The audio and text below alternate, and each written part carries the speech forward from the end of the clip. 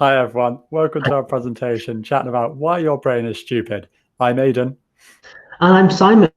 Now, everybody listening to this, I'm going to assume has a brain, and everybody you work with has brains as well. And for the most part, those brains work really well. We understand what they're doing, we can predict what they're going to be doing for us, but sometimes they don't. And sometimes we react in ways that we don't really understand. And sometimes our colleagues react in ways that we don't really understand either. And that's a bad thing because we pretty much depend on our colleagues for most of the work that we do. And when this happens, when they do things we don't expect or things we don't understand, we start thinking things like this. And this isn't particularly helpful because it's always our teams that together are required for us to work successfully. But it turns out that some of these unpredictable ways are not quite so unpredictable. And we can start to find ways to understand and predict what our brains are doing and what those of our colleagues are doing. And that's what we want to share with you today. Aidan and I have got 4 things that we want to share that we found really useful while working with teams and working with ourselves. And we want to talk about that. We're going to share a very quick spin through those 4 things and focus a bit on how they can make us behave differently and how our feelings and reactions can be different when these things happen compared to when we're behaving normally, so to speak. It's going to be a bit of a whistle-stop tour, bit of history, bit of science, some dodgy diagrams. So let's get started. Our lesson starts with a history lesson. Back in the late 90s, 2 psychologists, Dunning-Kruger and David Dunning, have been researching human behavior. And they noticed that people didn't seem to be very good at recognizing their ability. Specifically, they tended to overestimate their ability. And this has been found in study after study after study. In fact, it's got its own name. It's called the above average effect. One study was at 2 software companies. In one of them, 32% of people, and in the other 42%, all put themselves in the top 5% of their companies. Another one is at the University of Nebraska, where more than 90% of lecturers rated themselves above average. Now, if there's one place that you want people to know what maths is, especially when you're grading degrees, it's a university, right? Another poll with YouGov found that 12% of men, that's 1 in 8 men, think they could win a point at tennis against Serena Williams. And finally, the final example is this topic, a study where people were asked to rate their experience in a range of topics. Those with less experience overestimated their ability, in some cases claiming knowledge in things that just didn't exist. So I repeated that study for this talk. I did one on agile knowledge and experience. Amongst real things, I included these made up things. And you can see from the key there, dark orange says, I don't know anything about that. Everything on that list is made up. So everybody that's not put dark orange has said they know something about that topic, and yet they can't because I made it up. But Dunning and Kruger suspected something else, that people weren't just overestimating their ability, but it was those that were lowest skilled that would do it most. And what they did was they hypothesized this lack of meta cognitive skills were really important. So the ability to recognize how good or bad you are at something. And they set themselves up some experiments. And these were the tests that they used. Incompetent individuals, compared with their more competent peers, will dramatically overestimate their ability and performance relative to objective criteria. Furthermore, they'll be less able to recognize competence when they do see it. And when given some kind of social comparison, like the actual answers, they'll still not recognize where they are, and they won't be more accurate with their assessment of their ability, but that you can help them gain insight. But this paradoxically comes when they become more competent. So in order to recognize you're not competent, you've got to become more competent. Now, I won't go through the detail of the research, but it is an interesting read. But basically, they were right. And here's one of the charts from the research. You can see there, the bottom quartile, those people that are in the bottom 25, in fact, they were at 12%, and they estimated themselves to be at the 62nd percentile, so a full 50 points higher. As they move towards the more competent people to the right, they're still not right with their estimates, but they're not quite as far wrong. Now, we can summarize all these Dunning-Kruger hypotheses into one nice chart, and it's this one here. And with this one, if you think about it from the left to right, so we begin a subject, a topic, and we don't know anything, but that's okay because we know we don't know anything. Then we learn something about it and we start to get really good confidence. We're happy because we know these things about this topic. And we get to the point we call the peak of Mount Stupid. Now that's fine unless you stop there. Because if you think about what's happening at that peak of Mount Stupid, I know a little bit of wisdom, but my confidence in the amount of the topic that I'm familiar and expert on is quite high. So I don't really know about all the wisdom that I don't know. So it's that unknown unknowns. And once I can gain a bit more wisdom and go past that, then that's okay. But the problem is when people don't go past that. And we see it all the time. So you think about, for example, something like a degree. You know, we all know that a degree is the beginning of a career and the beginning of your knowledge, but you can spend 3 or 4 years and feel really confident when you get your 2-1 or your first, and you're really thinking you know everything. Same with A-levels, a couple of years study, you've covered a lot of ground and you get this qualification. But we even see it when somebody's done, for example, a couple of days training and they get a certificate that tells them they're some sort of master. It's a really powerful place to be, a really nice place to be, feel great. But there's all this stuff you don't know. And as soon as you move toward the right and you start descending, that your confidence takes a hit because you realize there's things I don't know. And you can quite quickly slide down that trough into that valley of despair. And it takes something more than a training course normally to start going up the other side. That's for coaching and mentoring, going to conferences, watching videos, reading blogs, reading books, talking to people, gaining experience. And then you're on that really pleasant place to be. You're back up there, gaining knowledge, gaining confidence, but never really losing sight that there's always more to learn. So whilst it's a dangerous place to be stuck on the peak of Mount Stupid, it's also a dangerous place to get stuck in that trough, that valley of despair. And it's something that happens to us quite a lot. So often we believe we're on top of the world. We think we know everything. And it's quite a high fall. You can see the gradient there from knowing everything to all of a sudden going, oh, there's so much I don't know. And oftentimes we can end up getting stuck at the bottom. We end up believing that we can't ever leave and that it's impossible to ever gain as much knowledge as we used to think we knew. This commonly manifests itself as imposter syndrome. Now, imposter syndrome, I've got a lovely wordy thing here. It's a psychological condition characterized by the doubt, concern that what you've done or what you believe you are able to do, you don't deserve it, or that you've only got to the places that you have in life through luck or chance, or you may feel like you're a fraud. It disproportionately affects those in the minority across any type of diversity, usually to do with a lack of representation. If you're working in a particular field, for example, if you're in a STEM field, it's traditionally, stereotypically, for no good reason apart from history, is a very male-dominated field. And if it stays that way and you believe that, oh, well, it's a male-dominated thing, if you come in and you don't identify as male, then you may not feel qualified, especially when everyone else kind of has this club where like, oh, we're the only people that know what's going on. But imposter syndrome doesn't just affect those in the minority. It actually affects everyone, including all of those super smart, talented people that you think about. So when I joined Red Hat, after the first year I joined as a graduate, I was terrified. I had no idea what was going on. I had all these really smart people around me. But luckily, there's a lot of people that would help out and say, it's okay to say you don't know something. That's really powerful. Something I did after being there for a year was I ran a presentation for the next cohorts of graduates that came in. So they all came in. I gave a talk about mental health, about imposter syndrome was one of the bits. So I'd just explain what it is. And then I'd ask everyone in the room to put their hands up if they'd ever felt imposter syndrome before. Funnily enough, everyone had their hands up. Simon's got his up now. I'd then ask if they felt it in the past month. They've just come from university, joining a new company. Again, everyone had their hands up. I'd then ask, who's feeling it right now? Every single person still had their hands up, including me giving the presentation, because, I was in their shoes a year ago and I'm just making all this up as I go along. But there was also all of the managers in the room, including our regional services manager, the boss's boss. He was happy to openly have a hand just going up there going, yep, I'm making it all up as I go along.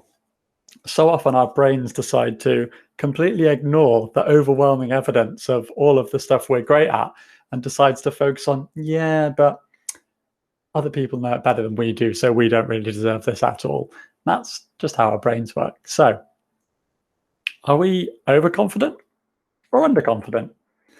Short answer is yes, and my double click there ruined that unsurprising surprise. So we've got the Dunning-Kruger effect where you can feel like you're overconfident with little to back it up, or you can feel underconfident despite having so much evidence to the contrary. The long answer is not everything that we do can be explained by a nice graph or a pie chart. There's a lot more going on inside of our heads that can trip us up. So to understand this longer answer, we need to go into a little crash course into what's happening inside of our brain. This right here, I know Simon earlier said dodgy drawings. These are all hand-drawn by Simon. I think they're absolutely incredible. That's probably because my handwriting and stick figure creation is the best of my abilities.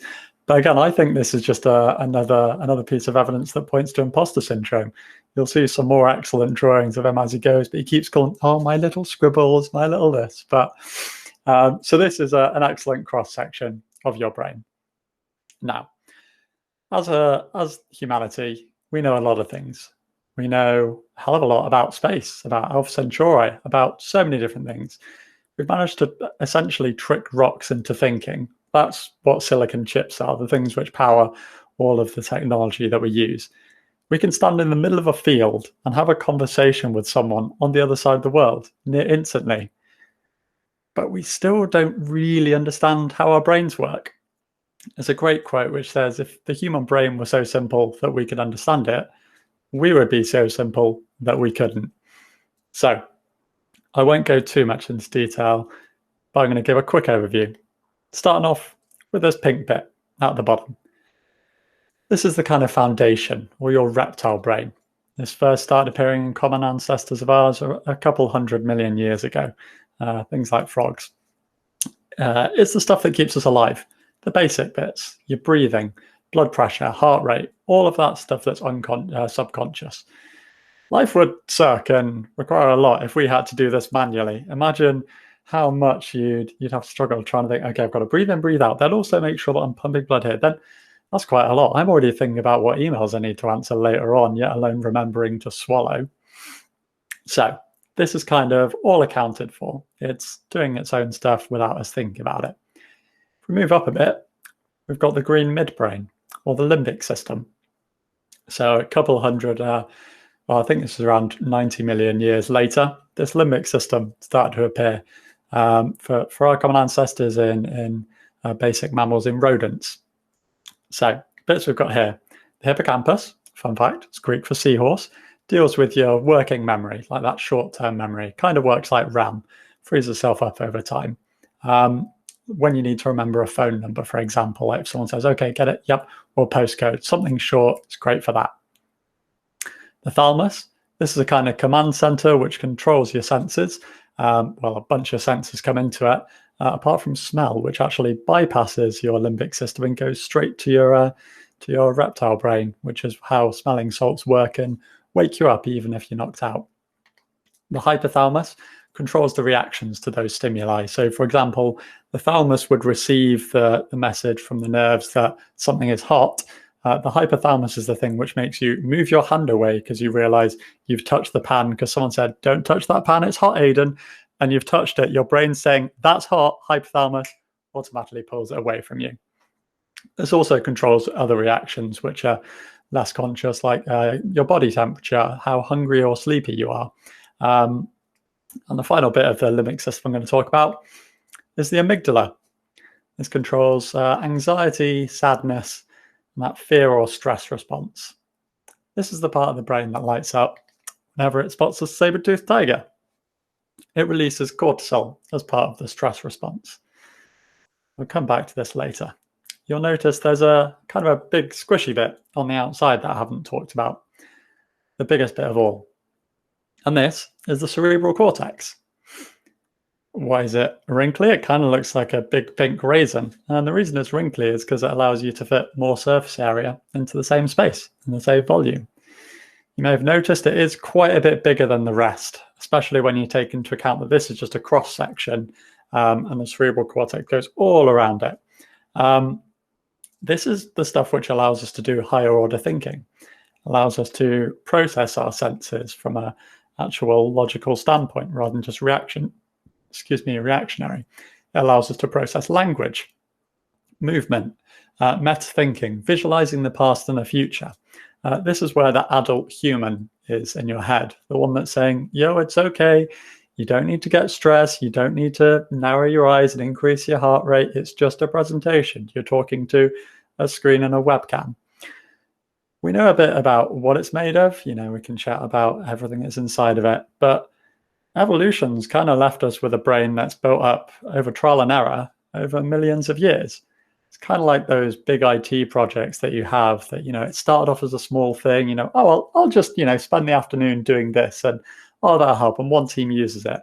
And then other people start using it, and then you need to make changes and you need to add stuff on top of it. And before you know it, it's this weird Jenga Frankenstein-like solution, which has got a foundation which is not necessarily fit for purpose, but we've had to keep building upon it. But that's what we've got. And this is where we are today. We're sitting at home, probably at home, maybe in an office now. We're currently recording this. Well, I'm in the second lockdown in sunny South Wales. But this is the kind of stuff, the part of the brain that we use at work. So here's our overview. We chatted a bit saying that anatomically, our brains haven't really changed in the past 200,000 years. Behaviorally, we haven't really changed in 40,000 years. This is not very much at all in terms of an evolutionary timescale. But obviously the world around us has changed a lot. We've gone from saber-toothed tigers and hunting berries to having to reply to emails and connecting with billions of people across the world. The reason why imposter syndrome and that valley of despair happens is a lot to do with, well, just the way our brain perceives where we are today. It sees that office, that bit of candid feedback saying that I could have done better. And our brain goes, threat, terrible, scary, saber-toothed tiger. This is why our brain tries so hard to be liked by everyone at all times. Because when we were back in a tribe, if we got kicked out, we probably wouldn't make it on our own. So to our brains, people disliking us equals, we're going to die alone. This pushes that imposter syndrome and valley of despair. We have to play up our modesty, even internalizing it, because being too big-headed means we're likely to be cut out of the social group, but also not being good enough at, hunter-gathering or anything within the tribe means we'll probably be likely bumped down on that leaderboard of Best Hunter of the Month award, which reduces our chances of people liking us or being seen as desirable mates. Basically, our brains are really basic. This worked well in a tribe of 70 people. Doesn't work so well when we've got nearly 8 billion people we could connect to. So if I'm understanding this right, Aidan, the reptile brain, that's been around for forever. It keeps us alive. It keeps us breathing and the heart pumping blood around our veins. And that limbic bit, that's all about keeping us alive in a social state, keeping us involved in the tribe that keeps us with shelter and warmth and giving us a bunch of adrenaline to run when the saber-toothed tiger comes. And then the cortex bit is what we use nowadays to write emails and to create integrated circuits. So if that's true, then surely the limbic system bit isn't really necessary anymore, because we don't really have saber-toothed tigers, and the other bit it does about remembering what nice berries taste like, we don't need that, because we always know that what we get from avocado is safe to eat. So we shouldn't need it anymore, because we haven't got saber-toothed tigers in the office. If we look to our left, that's not what we see. Well, it turns out the brain does need that bit, because as far as the brain's concerned, it does still see a saber-toothed tiger, or at least it behaves like it does. So if there aren't real saber-toothed tigers in the office, what is it that our brain is looking at or perceiving and treating as if it was a saber-toothed tiger? Well, we can look back to the science to help us with this, and a whole bunch of research was done towards the end of the last century when social neuroscientists were learning quite a lot about how humans behave and the brain chemistry that was causing humans to behave that way. And in that research, there was two key things that emerged. The first was that much of the motivation for that social behavior was that same overarching need for minimizing threat and maximizing reward that we saw back in caveman days. And the second thing is that the bits of the brain that were firing up when those things happen, we're exactly the same bits of the brain that fire up when we are genuinely threatened for our lives by saber-toothed tigers. So as far as the brain's concerned, it's doing the same things. And in fact, that piece of example Aidan gave a minute ago, somebody coming up and saying, Aidan, I'd love to give you some feedback. The way our brain responds, it's exactly the same bit of the brain that fires up when we experience physical pain. So the brain is seeing all these things, and it's seeing these tigers, and it's seeing these physical threats, but they're not what we would necessarily think of as the same threats. So let's go and work out what that's all about, because something is telling our brain that something as dangerous as the tiger is there. And that's a big problem, because like Aidan was saying, when our brain's behaving like that, when the limbic system is flooding our brain with cortisol, it's soaking up all the energy that would have gone to the cortex that isn't going there now. How we behave, how we respond, is we're not so good at a lot of the cognitive stuff we rely on. We're not so good at linear and complex problem solving. We jump to conclusions faster. We don't consider enough options. We react defensively. We treat really small stressors as if they're really big stressors. And we're more likely to err on the safe side. We're not going to be as innovative or as creative. Now, in some jobs, that's sort of okay. But in lots of the jobs we do today, it's really not. We need our brains to be properly working and being creative and innovative and solving these complex problems. And they're not going to be able to do that if our brains are perceiving the things that are like saber-toothed tigers to be all around us in the office. And what's even worse is that avoid response, the one you get with tigers, is more powerful and lasts longer than the attract response, the one that says, oh, that's a nice berry, I'll enjoy eating that. So what are those saber-toothed tigers today? Well, that's where David Rock comes in. In 2008, he published a paper called SCARF, a brain-based model for collaborating and influencing others. And in that paper, he talks about 5 domains of human social experience that activate exactly those same threat and reward responses in social situations that we would have experienced as cave people way back in the past. So in other words, he's talking about these 5 different types of tiger, and he's given them the acronym SCARF. So you can imagine a tiger wearing a beautiful blue scarf, and each of the letters in scarf is one of those domains of human social experience. So let's go through them, shall we? First one then is status. That's our sense of relative importance to others. Now, these domains of experience work in both ways. So they can be a good thing, they can give us reward, and they can make us feel really nice and floods the brain with different chemicals, or they can give us a threat response, which is the one that we know is bad because we respond badly to it and we perform more poorly. So in status, it's a bit like our brain has got a little league table. Like Aidan was saying, that the best hunter of the month. Well, everything we look around, we're constantly recalibrating. Where are we on that league table? If the boss comes in and he frowns at me, that triggers that response and says, maybe I'm going down in his or her estimation. Maybe I'm dropping down the league table of people in my office. Or if I have a little bit of a success, maybe I go for a run and get a PB. That's going to boost me up my league table because I can compare myself against myself as well. But our brains are constantly doing that. Back in the cave person days, the limbic system, and it still works at 5 times a second, it's assessing everything around us to say, is there a threat? Is there a threat? Is there a threat? And it will perceive threats even when we don't think they are. So being aware of it, and this is the point of telling you this, being aware of these things can help you cope with it. Second one is certainty. Our brains really like to be able to predict the future and be certain of things. So for example, if I pick up this bottle, my brain already knows roughly how heavy it's going to be, what temperature it's going to be, how much pressure I have to put on it to stop it slipping. But if I pick it up and it's not what I expect, it slips, it's got grease or something on it, then my brain goes straight into fight or flight mode. It goes straight to error condition. And all it cares about is solving that problem, that crisis that it's now in. Whatever the goal I was working towards by picking up the bottle, that's forgotten. All it cares about is dealing with its error. So that's why in the short term and even longer term, brains like certainty. It's also why we like music, that repetitive beat, repeating choruses. It makes us feel good because we can know what's coming, we expect it.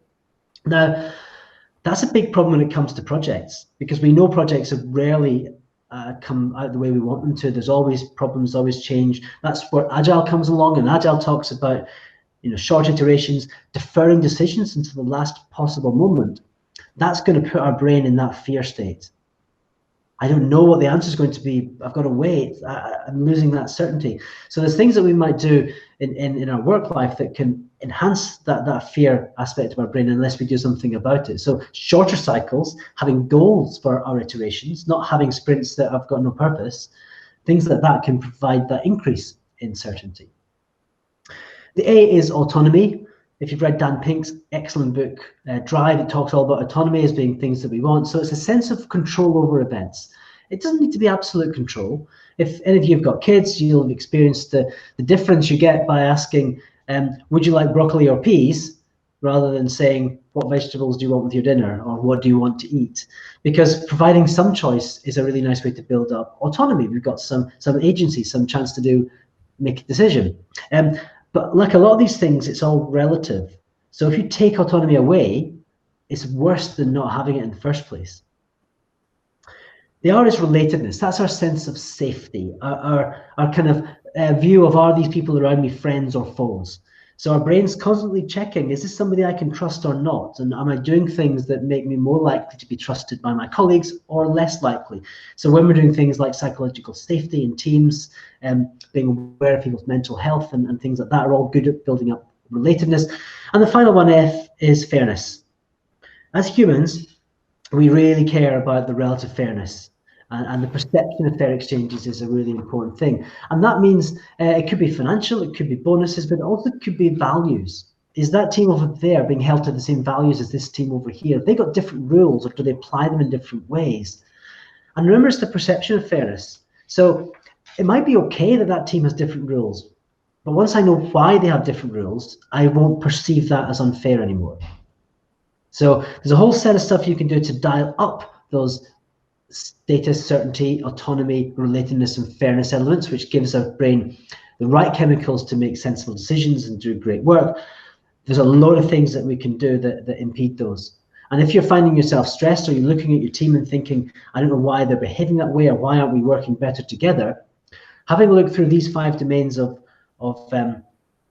social environment factors that can change around us, and seeing if any of those are present, might be an answer as to why you or your team is not behaving in the way that you would expect to. So the good news is we can do some stuff about that, and especially in the kind of agile sense, actually. So lots of things that we do in agile teams helps dial up those status, those scarf things, and helps dial down some of the risky ones. So transparency helps with fairness, autonomy and flat hierarchies, and having short iterations, so short things that you can be certain of rather than long things that you might not be certain of, and a lot of the team forming things that we do in good high performing teams as well. So my personal favorite stuff is around psychological safety. Crucial Conversations is an incredible book that basically teaches you a little bit about why we respond in the way we do, but more crucially, how to do that, because we're all going to have those tough conversations like, oh, whose turn is it to do the washing up today? Oh, they've forgotten again. That can be difficult. That can lead to some heightened emotions. It's really great, this book, for teaching you some tools in how to navigate that with grace. Simon chatted a bit about recognizing the actual awareness, having that self-awareness and knowing when you're displaying those signs of increased agitation, or you can feel stress heightening. Once you're aware of that, you can start to actually do something about it, either using practices that will help you to move towards more of a place of calm, so you can allow your rational thinker to take back control. It's really powerful. Personal user manuals are a personal favorite of mine. I'll put a link to that wherever this is. In short, it's basically almost like a manual for interacting with people. So for me, it might be, I like feedback to be direct. I check my emails once a day. If I've got my headphones on and I'm typing away at something, it means I'm in deep focus. If you just send me a text message or call me twice if it's really urgent, anything like that, it's usually stuff we figure out through trial and error over a long period of time. But if I'm just basically being very candid and open and saying, this is how I best work, you can end up really facilitating some great teamwork very quickly. And I've got a whole course on these things in psych safety, which I'll put in the link below. And of course, given that this is all about people and people are challenging to work with, then things that help us work and understand people better will really help as well. So coaching is a really big one across all the things that we've talked about. It's really good for Dunning-Kruger, helping people cope with the descent down from the peak of Mount Stupid, but also helping them move to the right and increase their wisdom.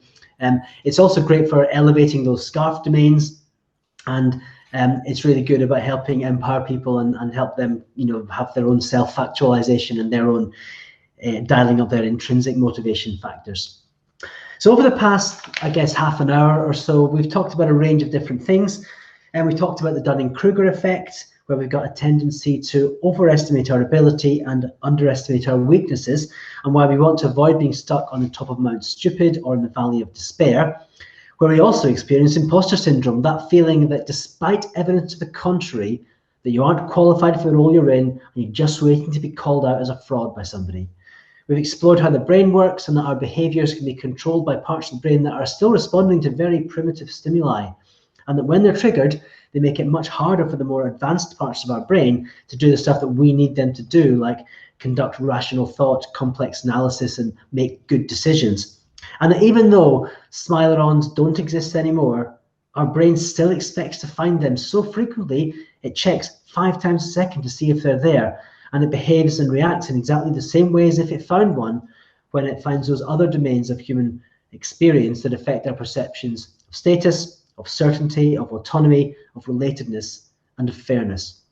So it's a really quick canter through some research and some neuroscience about why your brain doesn't always behave the way you want it to be, and that quite frankly, some of the time, more for others than for others, your brain is really stupid.